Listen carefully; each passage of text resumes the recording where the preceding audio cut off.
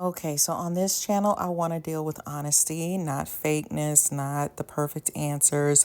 I'm not claiming to know the perfect answers. I am on this journey with anybody who wants to come on it with me as we figure this out together. So, is it hypocritical of a fearful avoidant to hate when someone else pulls away?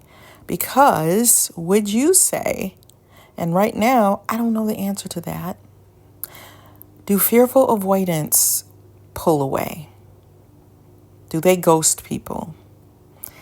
I would say yes, I think that we do. Because I think I'm securely attached when it comes to every relationship except for romantic. I can be steady and stable and cool, calm, collect for any and everybody until it comes to that super one-on-one romantic relationship between me and him. Then something clicks and everything goes out the window and I become fearful, avoidant attachment style. And I'm so thankful that I've learned this because I didn't understand I knew there was a core issue, but I didn't understand it. And when you don't understand what's going on, you can't fix it, you can't heal. I really didn't even know how to put into words. So I'm just so thankful for fearful avoidant attachment style that it is written and we can continue the discovery of it. So pulling away, would you say that's a number one issue for either dating somebody with fearful avoidant attachment style, or if you have that attachment style, that's your number one fear? For me, that's a number one fear in relationships. I am afraid of getting too attached and him breaking up. And I think I'm getting better. I'm healing to a certain degree from that. I think it helps me to not be as intense though. So if you love super intense, if you like super intense Tam, then you may not get to that depth. I think my avoidance side has taught me to retract and not go in as deep. Like it kind of helps me to stay more on the surface than how deep I'd like to go with the anxious side. But yeah, I hate, can I be honest? I hate when I feel like a man is pulling away. It is hugely triggering. It makes me want to go into anxious mode, chase them, call them 1,000 times a day, go knock on their door, look them up on social media, study them, figure them out. Like, it makes me be way more into them than I should be. Have I done that in a long time? No. But have I been guilty of that? Yes. Not much, but I have been guilty of that, I mean, let's just be honest. It's amazing how many people will say things like, "Oh, I'm tough," or I don't put up with that," and then you find out that they are falling to pieces. They can't get out of bed.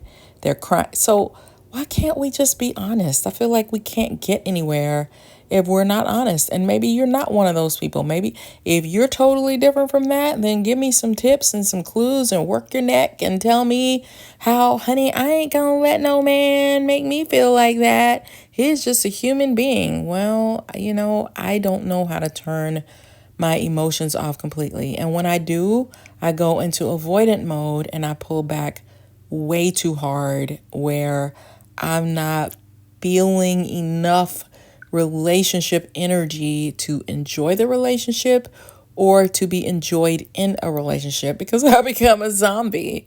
It's like no laughter, no playfulness, no poetry, no romance, no love, no sexiness, no nothing. It's just like a robot, I could definitely trip into that mode for real.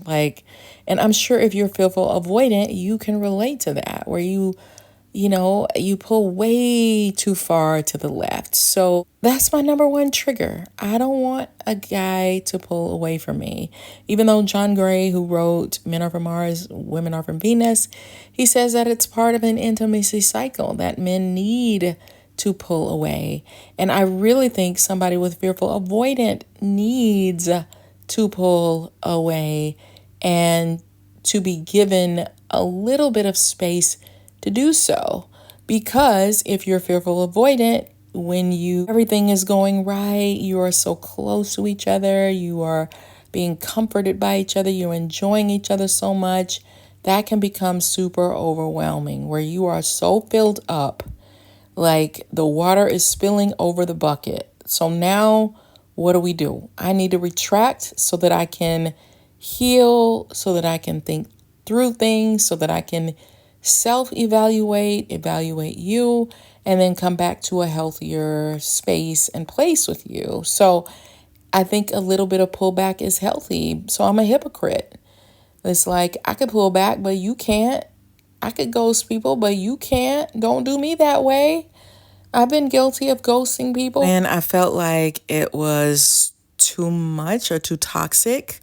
Or, as a fearful avoidant, I felt like I cannot in this moment handle you pulling away from me. And maybe you're not pulling away from me. Maybe you're just being a healthy person who is pacing things at a normal pace. And for some reason, I'm feeling like you're supposed to be so all into me instead of just, you know what? Sometimes I'm just chilling, If I get any inclination that you're about to bounce, I'm bouncing if I can find the strength. So it's like a piece of a fearful avoidant is always working on, how can I handle it if you pull back, if you ghost me? And the problem is they have that anxious side waiting on the other side to jump in and keep you from doing that, keep you from leaving, freaking out, begging, please don't go, please don't pull away, I can't handle it. So it's a problem, people. But yeah, pulling away, what do you do about it? I think you have to tell yourself that everyone has the freedom to come in. I mean, I was going to say come and go as you please, but I think in a relationship, there are some unspoken rules that everybody expects you to be loyal, to be consistent, to be there. You can't come home at 4:00 in the morning every night. That's not going to fly. But what I am saying is everyone has the freedom to choose. You have the freedom to choose who your friends are. You have the freedom to choose where you work. You have the freedom to choose what relationship you're going to be a part of. But the only thing I ask is that you do your best when you're in that relationship to have integrity, to treat the other person well, and also to expect to be treated well. That does not mean that you don't give each other grace to be imperfect humans, to have a cranky moment. If you can't, I feel like that's important for me too, as a fearful avoidant. I think that would help a lot, is being given permission to be yourself. Now, that doesn't mean that you get to just be rude and call somebody dumb or be disrespectful in that way. Be careful with name calling. That is like a guaranteed way to create a breakup, tension. So we're not talking about that, but something might frustrate you, or you might feel cranky or be in a bad mood, or you might accidentally hurt the person's feelings because you're getting to know them. But I think, yeah, you have to also, it helps a fearful avoidant to have permission to be imperfect. So please grant them that. So let's talk a little bit more about how it feels when someone pulls away and what it looks like.